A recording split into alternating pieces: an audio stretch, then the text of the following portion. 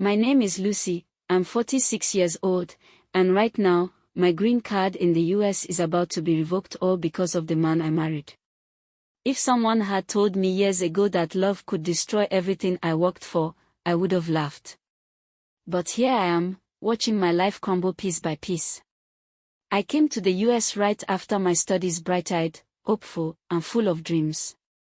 Back in Nigeria, my family wanted me to marry before leaving, but I refused. I told them, let me build a life first. I didn't come from wealth. In fact, there were days growing up when we didn't even know where our next meal would come from. So I fought hard. I put myself through nursing school, working odd jobs and leaning on a few uncles who believed in me. I graduated top of my class. When one of my lecturers told me about nursing job opportunities in America, I didn't hesitate. I borrowed money, wrote the exams, passed, and got the job. For the first time in my life, I felt like I had made it. I cleared my debts, sent money home, lifted my family out of poverty, and finally, I could breathe. All this while, my mother never stopped reminding me that time was running out. Lucy, you're not getting any younger. When will you settle down, she would say. Every phone call ended the same way, with that sharp sting of guilt and pressure in her voice. Then one day, Philip came into my life through social media. He was in Nigeria, working at a big finance company. He had that calm confidence that draws you in. We started talking, and before I knew it, we were spending hours on calls, sharing dreams, laughter, and promises. When he proposed, I felt an overwhelming relief. Finally, my mother would stop worrying. Finally, I could say I was married. I flew back home to Nigeria, and we had our wedding, simple but beautiful. I filed for Philip to join me in the US, and when he arrived, he said he wanted to switch careers, to go into tech. We had 3 beautiful children, and for a while, life felt perfect. But recently, something changed. Philip had always loved visiting Nigeria, twice a year to see his mother. But lately, those trips became too frequent. Every 3 months, he was gone again. I suggested we bring his mother over to the US to save him the constant travel, but he refused every time. Mommy won't like the code here, he'd say. Yet, each time I spoke to my mother-in-law, she would sigh and say how much she wished she could visit her children abroad. I did something bold, maybe foolish, maybe brave. I invited my mother-in-law to the US and secretly applied for her visa without telling Philip. When the visa was approved, Mommy was overjoyed. In her excitement, she called her son first to share the good news. That call changed everything. Philip stormed into the house that evening, his face dark with rage.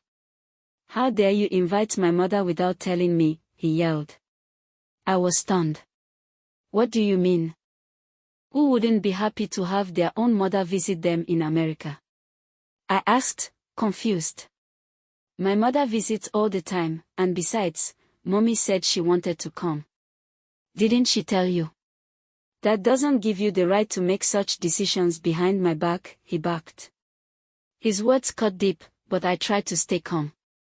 Well, I said softly, since Mommy will be here soon, there's really no need for you to keep flying to Nigeria every few months. We can even use the money from those trips to make a down payment for that house on Oak Street.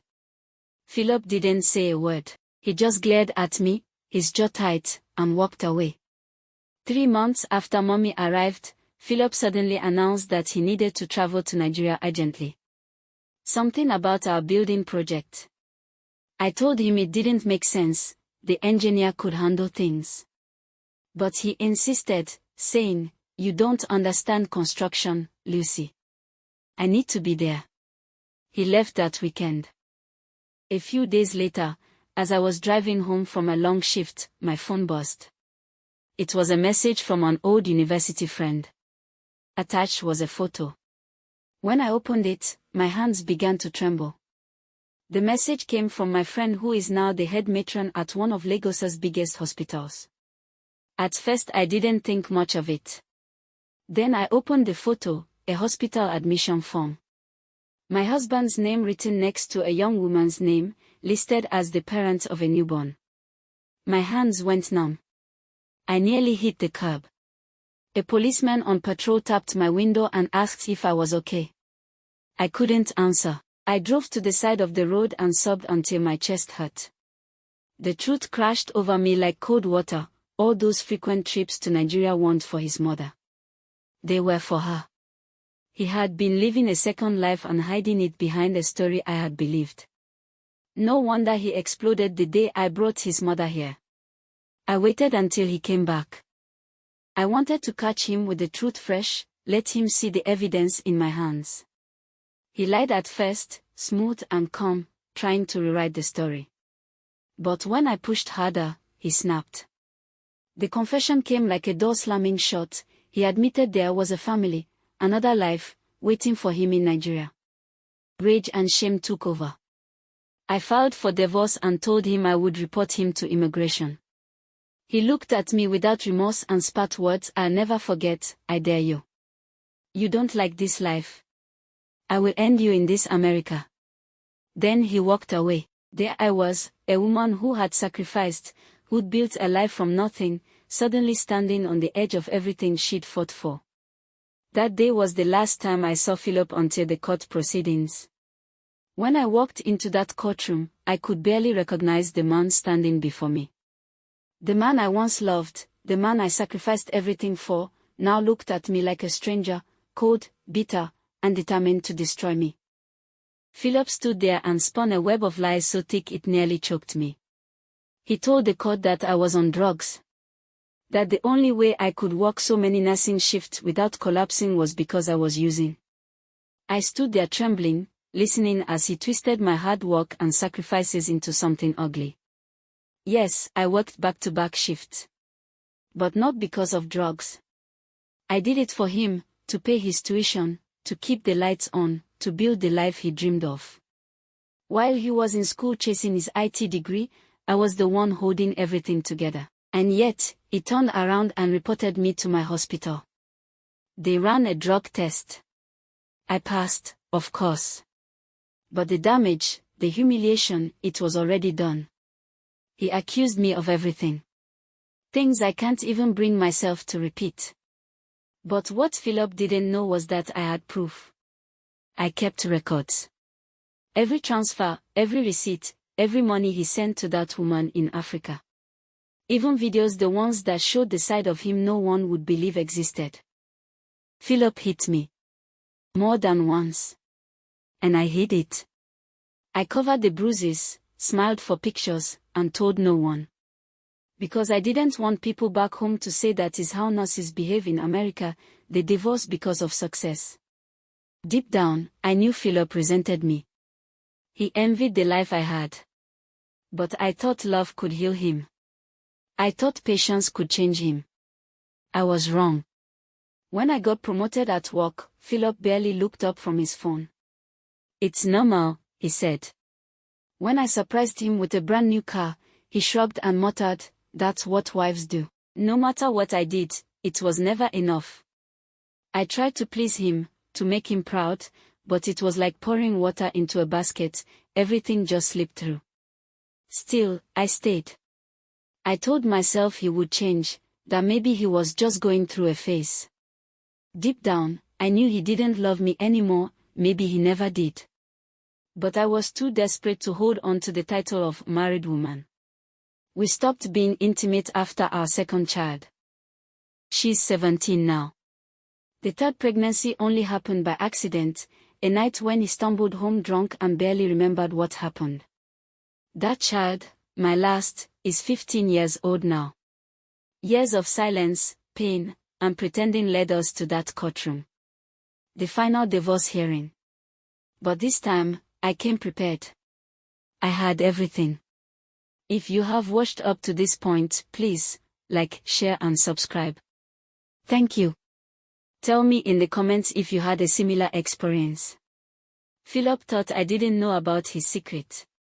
The sudden mood swings, the money that kept disappearing. But I knew. I found out he had been doing drugs. It started back in his tech school days, when frustration with his grades drove him to escape through substances. I gathered every piece of proof quietly, messages, receipts, photos, and on the final court date, I laid it all bare. The truth hit him like a thunderbolt. The judge ruled in my favor. The divorce was finalized. Custody of the kids was granted to me. And right then, I knew. Philip was behind it. He wanted me destroyed. He wanted me deported. But what he didn't know was that bitterness blinds, and in his attempt to bury me, he was digging his own grave. A month later, the investigation took a turn. Immigration reached out again, not to me, but to him. Apparently, while tracing my documents, they stumbled upon irregularities in Philip's own immigration filings. The same man who accused me of fraud had used fake references and falsified income statements during his own green card process, and his details had been flagged during their cross-check. In trying to get me deported, he exposed himself. The day I heard he'd been taken in for questioning, I sat quietly in my car, gripping the steering wheel with tears in my eyes. Not tears of joy but of relief. For years, I prayed that one day, life would fight for me when I was too tired to fight back. And that day, life finally did. Philip was charged with immigration fraud. His residence permit was revoked, and he was ordered to leave the country. As I watched the news unfold, I couldn't help but whisper to myself, "You tried to destroy me, Philip, but you forgot God doesn't sleep." My mother still thinks I failed in marriage. Who cares?